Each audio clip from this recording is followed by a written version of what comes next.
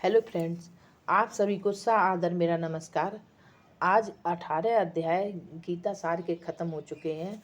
अब मैं आपको गर्भ गीता सुनाने जा रही हूँ, जिसको सुनने मात्र से ही प्राणी गर्भ विषय नहीं आता है। अथ गर्भ गीता श्री कृष्ण भगवान जी का वचन है कि जो प्राणी इस गर्भ गीता का सद्भावना से विचार मनन करता है, सो वह पुरुष फिर गर्भवास में नहीं आता है। अर्जुनोवाच, हे कृष्ण भगवान, यह प्राणी जो गर्भ विषय आता है, उसे किस दोष के करके आता है? हे प्रभु जी, जब यह जन्मता है तब इसको जरा आदि रोग लगते हैं, फिर मृत्यु होती है। हे स्वामी, वह कौन सा कर्म है जिसके करने से प्राणी जन्म मरण रहित होवे? श्री भगवानोवाच, हे अर्जुन, यह मनुष्य जो है सो अंधा और वह मूर्ख है, जो संसार के साथ प्रीत करता है। यह पदार्थ मैंने पाया और वह मैं पाऊंगा, ऐसी चिंता इस प्राणी के मन से उतरती नहीं। आठों पहर माया को ही मांगता है। इन बातों को करके बार बार जन्मता और मरता है। वह गर्भ से दुख पाता है। अर्जुनोवाच, हे श्री कृष्ण भगवान, यह मन मस्त हाथी की नाई है, तृष्णा इसकी शक्ति है। यह मन तो 5 के वश में है, काम, क्रोध, लोभ, मोह और अहंकार। इन पांचों में अहंकार बहुत बली है। सो कौन यत्न है जिससे मन वश में होए? श्री भगवानोवाच, हे अर्जुन, यह मन निश्चय ही हाथी की नाई है और तृष्णा इसकी शक्ति है। इन 5 के वश में मन 5 के वश में है, अहंकार में श्रेष्ठ है। हे अर्जुन, हाथी जैसे अंकुश के वश में होता है, वैसे ही मन रूपी हाथी को वश में करने के लिए ज्ञान रूपी अंकुश है। अहंकार करने से यह जीव नरक में पड़ता है। अर्जुनवाच, हे भगवान, जो एक तुम्हारे ही लिए वन खंडों में फिरते हैं, एक वैरागी हुए, एक धर्म करते हैं, इनको कैसे जाने कि वे वैष्णव हैं? वे कौन हैं? श्री भगवानोवाच, हे अर्जुन, श्री भगवानोवाच, हे अर्जुन, एक मेरे ही नाम के लिए वनों में फिरते हैं, वे सन्यासी कहलाते हैं। एक सिर पर जटा बांधते हैं, एक अंग पर भस्म लगाते हैं, उनमें हम नहीं हैं, क्योंकि इनमें अहंकार है, इससे मेरा दर्शन दुर्लभ है। अर्जुनवाच, हे भगवान, वह कौन सा पाप जिससे स्त्री की मृत्यु हो जाती है? वह कौन सा पाप है जिससे पुत्र मर जाता है? और नपुंसक और कौन कौन पाप से होते हैं? श्री भगवानोवाच, हे अर्जुन, जो किसी से कर्ज लेता है और देता नहीं है, इस पाप से औरत मरती है। और जो किसी की अमानत रखी हुई पचा लेता है, उनके पुत्र मर जाते हैं। जो किसी का कार्य किसी के गोचर आए पड़े और वह जवानी कहे कि मैं तेरा कार्य सबसे पहले कर दूंगा, तब समय आने पर उसका कार्य ना करे, इस पाप से नपुंसक होता है। ये बड़े पाप हैं। अर्जुनोवाच, हे भगवान, कौन पाप से मनुष्य सदैव रोगी रहता है? किस पाप से गधे का जन्म पाता है, स्त्री का जन्म और तथा टट्टू का जन्म क्यों कर पाता है, और बिल्ली का जन्म किस पाप से होता है? श्री भगवानोवाच, हे अर्जुन, जो भी मनुष्य कन्यादान करते हैं और इस दान में मूल्य लेते हैं, वे दोषी हैं। वे मनुष्य सदैव रोगी रहते हैं। जो विषय विकार के वास्ते मदिरापान करते हैं, वे टट्टू का जन्म पाते हैं। जो रसोई बना के पहले आप भोजन कर लेती हैं और पीछे परमेश्वर का अर्ध ध्यान करती हैं, वे बिल्ली का जन्म पाती हैं। और जो मनुष्य अपनी झूठी वस्तु दान करते हैं, औरत का जन्म पाते हैं। श्री अर्जुनोवाच, हे भगवान, कई मनुष्यों को तुमने स्वर्ण दिया है, सो उन्होंने कौन सा पुण्य किया? और कई मनुष्यों को आपने हाथी, घोड़ा, रथ दिए हैं, उन्होंने कौन सा पुण्य किया है? श्री भगवानोवाच, हे अर्जुन, जिन्होंने स्वर्ण दान किया है उनको घोड़े वाहन मिलते हैं। जो परमेश्वर के निमित्त कन्यादान करते हैं, सो पुरुष का जन्म पाते हैं। अर्जुनोवाच, हे भगवान, जिन पुरुषों के अंदर विचित्र देह है, उन्होंने कौन सा पुण्य किया?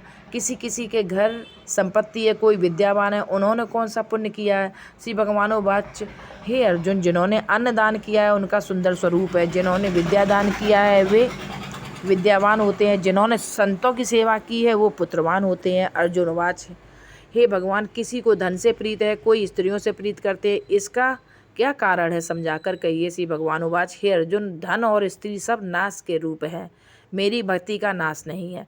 अर्जुनोवाच, हे भगवान, यह राजपाठ किस धर्म के करने से मिलता है। विद्या कौन से धर्म के करने से मिलती है? श्री भगवान उवाच हे अर्जुन प्राणी काशी में निष्काम भक्ति से तप करते हुए देह त्यागते हैं वे राजा होते हैं, और जो गुरु की सेवा करते हैं सो विद्यावान होते हैं। अर्जुन उवाच हे भगवान किसी को धन अचानक बिना किसी परिश्रम के मिलता है सो उन्होंने कौन सा पुण्य किया है?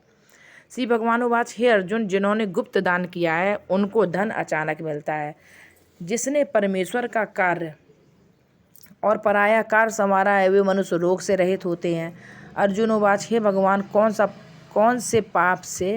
पाप से अमली होते हैं और कौन पाप से गूंगे होते हैं और कौन पाप से कुष्ठी होते हैं? श्री भगवान उवाच हे अर्जुन जो आदमी नीच कुल की स्त्रियों से गमन करते हैं वे अमली होते हैं। जो गुरु से विद्या पढ़कर मुकर जाते हैं वो गूंगे होते हैं। जिन्होंने गोघात किया है वो कुष्ठी होते हैं। अर्जुन उवाच हे भगवान जिस किसी पुरुष की देह में रक्त विकार होता है वह किस पाप से होता है? और दरिद्र होते हैं, किसी को खंडवायु होती है और कोई अंधे होते हैं, कोई पंगु होते हैं, सो कौन से पाप से रहित होते हैं? और कई स्त्रियां बाल विधवा होती हैं, सो ये किस पाप से होती हैं? श्री भगवान उवाच हे अर्जुन जो सदा क्रोधवान रहते हैं उन्हें रक्त विकार होता है। जो मलिन रहते हैं वे सदा दरिद्री होते हैं। जो कुकर्मी ब्राह्मण को दान देते हैं उनके खंडवायु होती है। जो पराई स्त्री को नंगी देखते हैं, गुरु की स्त्री को कुदृष्टि देखते हैं, सो अंधे होते हैं। जिसने गुरु और ब्राह्मण को लात मारी सो लंगड़ा व पंगुला होता है।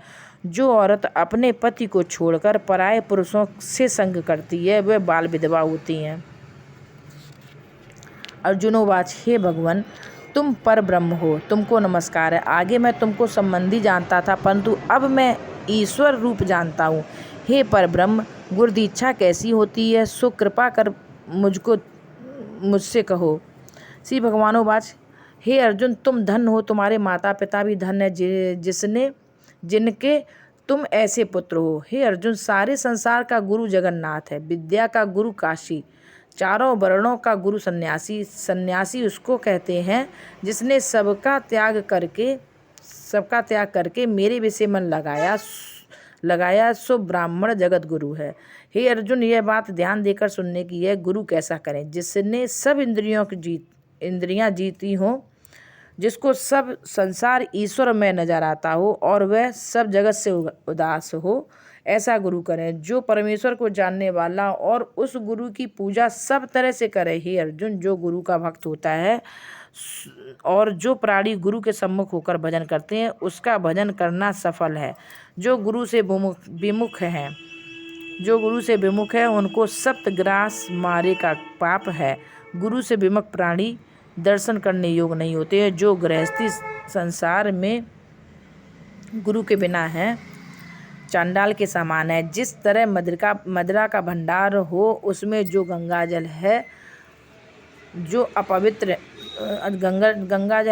अपवित्र है, इसी तरह गुरु से विमुख का भजन सदा अपवित्र होता है। उसके हाथ का देवता भी नहीं लेते, उसके सब कर्म निष्फल हैं। कुकर, सूकर, गंधर्व, काक ये सबकी योनियों से भी बड़ी खोटी योनि है।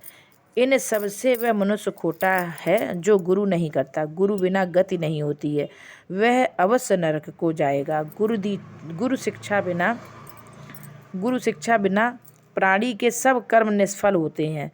हे अर्जुन जैसे चारों वर्णों को मेरी भक्ति करना योग्य है वैसे ही गुरु धार के गुरु की भक्ति करना योग्य है। जैसे गंगा नदियों में उत्तम है, सब व्रतों में एकादशी का व्रत श्रेष्ठ है, वैसे ही हे अर्जुन शुभ कर्मों में गुरु सेवा उत्तम है। गुरु दीक्षा बिना प्राणी पशु योनि पाता है। जो धर्म भी करता है सो पशु योनि में फल भोगता है, 84 योनियों में भ्रमता रहता है। हे अर्जुनोवाच हे श्री कृष्ण भगवान गुरु दीक्षा क्या वस्तु है? श्री भगवानोवाच हे अर्जुन धन्य जन्म है उसका जिसने यह प्रश्न किया।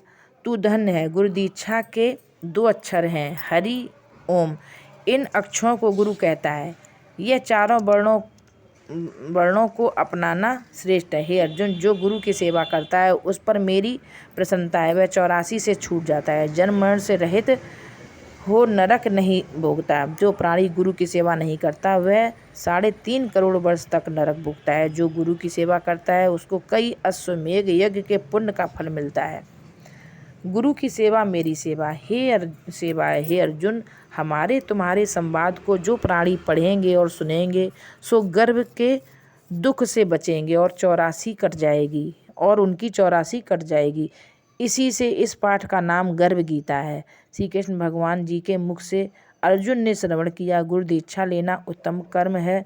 उसका फल यह है कि नरक की 84 से जीव बचा रहता है। भगवान बहुत प्रसन्न होते हैं। बोलो श्री कृष्ण भगवान की जय। बोलो बोलो राधा मैया की जय। बोलो गीता मैया की जय। बोलो बोलो सभी देवी देवताओं की जय।